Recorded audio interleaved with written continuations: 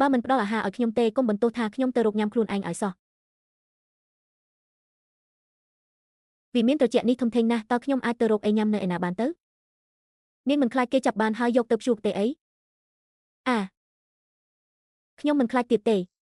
ក្នុងដៃខ្ញុំមានប្រព័ន្ធទប់ស្កាត់ block system ទៅហើយតើត្រូវខ្លាចគាត់ធ្វើអីទៀតបញ្ហាសំខាន់គឺត្រូវរកវិធីដោះស្រាយម្ដងមួយសំឡេងគោះទ្វារទូបង្គំសូមក្រាបថ្វាយបង្គំព្រះករុណាសូមព្រះអង្គយាងក្រោកឡើងក្រាបទូលព្រះករុណារីគ្រូវីឆេនរបស់ព្រះអង្គហាក់ដូចជាមិនស្រួលខ្លួនទៀតហើយកុំនិយាយរឿងនឹងអីរីគ្រូមានមន្តអាគមជ្រៅជ្រះតើអ្នកធ្លាប់ពើអំពីមុនវិលត្រឡប់ក្រោយវិញឆាយលោកដែរឬទេសូមរាយការណ៍ប្រាប់យើងឲ្យលម្អិតមកទូបង្គំសង្ស័យថាមានអ្នកកំពុងប្រើអាប់ធ្មប់ម្យ៉ាងដែលធ្វើឲ្យពេលវេលាវិលត្រឡប់មកវិញម្ដងហើយម្ដងទៀតវាប្រៀបដូចជាការដាក់អន្ទាក់មនុស្សក្នុងពេលវេលាធ្វើឲ្យយើងជួបតែរឿងដែលមិនចេះចប់ក្រាបទូលព្រះករុណាអូប្រហែលជាមានអ្នកប៉ះទង្គិចជាមួយបិសាចអាយុពាន់ឆ្នាំហើយដើម្បីទទួលបានផ្លែឈើទឹកពិតជាមានដំណោះស្រាយមែនសូមព្រះអង្គគំព្រួយព្រះតីអីមន្តអាគមរបស់ទូបង្គំនឹងជួយបំបត្តិការព្រួយបារម្ភរបស់ព្រះអង្គជាមិនខាន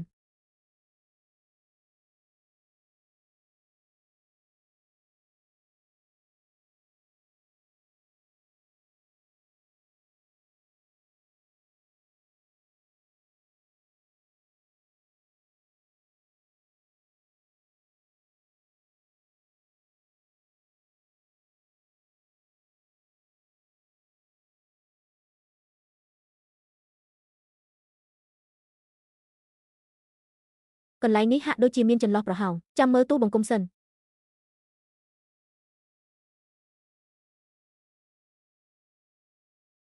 នេះគឺជាកម្លាំងបង្ក្រាបអំពើអាក្រក់ដោយប្រើទឹកនោមព្រំចារី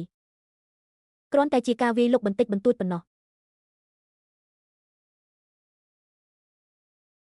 អូហូ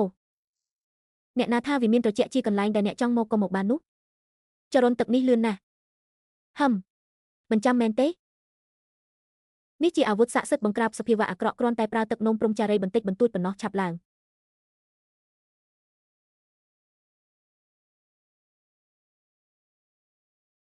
អូស៊ូធំប៉ុណ្ណាទៅស៊ូគ្រាន់តែជាការវាយលុកបន្តិចបន្តួចប៉ុណ្ណោះឆាប់ឡើងលឿនឡើងមុំ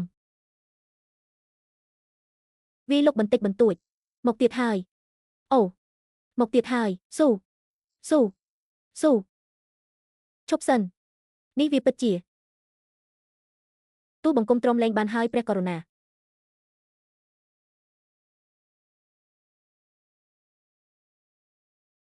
សូមព្រះអង្គមេត្តាអូហាម្នាក់នេះចេញទៅសម្លាប់ចោលភ្លាមទៅហេព្រះករុណាទូបង្គំមិនទាន់ទាំងចាប់ផ្ដើមផងព្រះករុណាហេតុអ្វីបានជាព្រះអង្គមិនបាច់បត់ជើងតូចអញ្ចឹងព្រះករុណា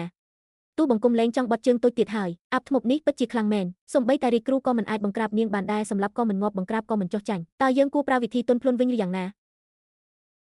ត្រូវតែប្រយ័ត្នប្រយែងមានតែយើងម្នាក់គត់ដែលអាចដឹងពីការប្រែប្រួលនៃពេលវេលានេះឥឡូវយើងត្រូវរកវិធីផ្គប់ចិត្តនាងសិនបណ្ដោយឲ្យនាងធ្វើតាមចិត្តចោះដើម្បីកុំឲ្យនាងប្រើអាប់ធ្មប់នោះទៀតអ្នកណានៅទីនោះ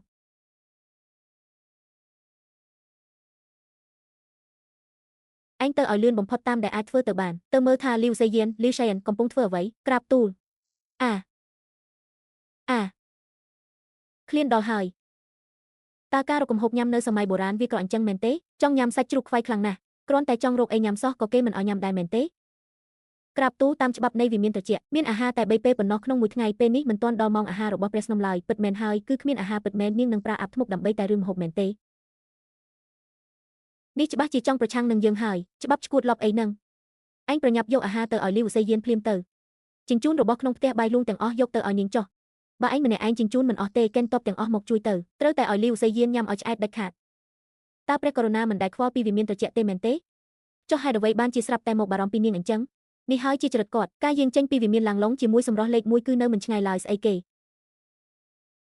អ្នកឯងថាព្រះករុណាបញ្ជាឲ្យកងទ័ពយកអាហារទៅឲ្យស្រីម្នាក់នោះមែនទេ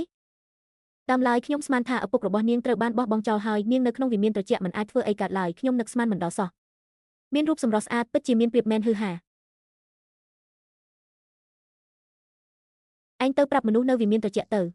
ប្រាប់ថាព្រះករុណាមានព្រះតីមេត្តាដល់បងស្រីលីវ